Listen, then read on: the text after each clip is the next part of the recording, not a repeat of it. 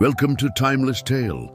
This is the place where ancient stories come to life in simple, powerful ways. From classic legends to magical adventures, we share tales that inspire, entertain, and stay with you forever. Don't forget to subscribe and turn on notifications so you never miss a new story. So this is part 3 of the story. If you haven't seen part 2 yet, make sure to check it out first so everything makes sense. The link is in the description. The fable of the donkey, the bull, and the farmer. Listen closely, my daughter, for this is a story full of wisdom. Long ago, there was a wealthy merchant. He owned many animals and had great knowledge, so great, in fact, that he could understand the language of birds and beasts. He lived near a river in a beautiful land, and on his farm lived a donkey and a bull. One day, the bull came into the stable where the donkey rested.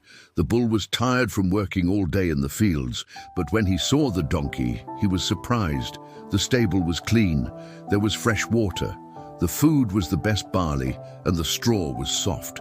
And the donkey, he was just lying there, relaxed and peaceful. "You are lucky," the bull said.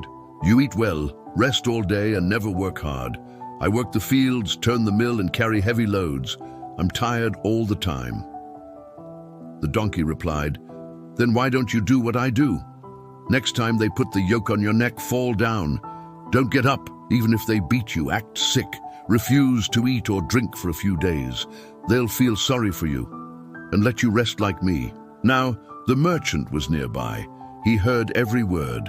The next day, the farmer came to feed the bull and noticed he wasn't eating. When he tried to take the bull to the field, the bull refused to stand up. So the merchant said, "Take the donkey instead. Let him do the bull's work today." And that's exactly what happened. The donkey was forced to work all day long, plowing, turning the mill, sweating under the sun. By sunset, he returned to the stable exhausted, his back sore and neck bruised.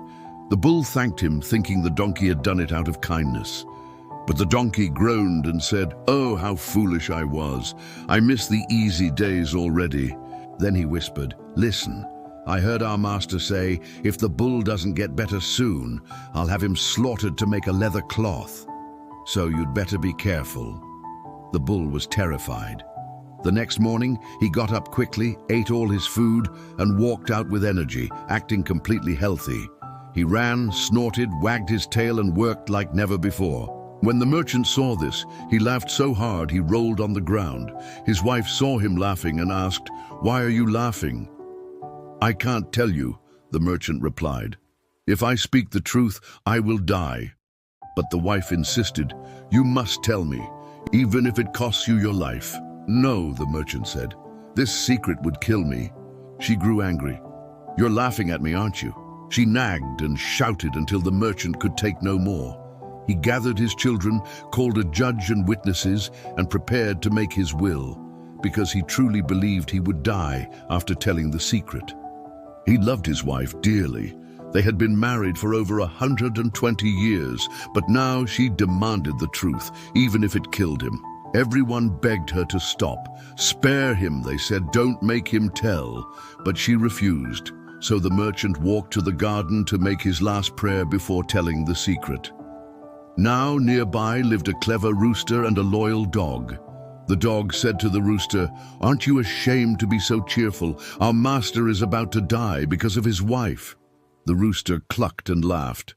"Our master is a fool. I have 50 wives. I peck one, scold another, and they all fall in line. He only has one wife and he doesn't know how to deal with her." The dog asked, "So, what should he do?" The rooster replied, "Simple.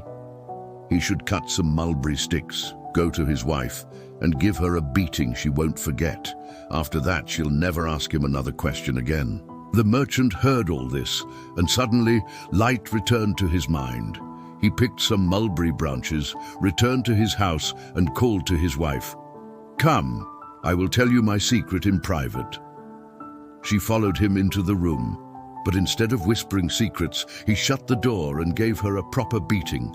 When she cried out and begged for mercy, he stopped. "I repent," she cried. "I'll never ask again."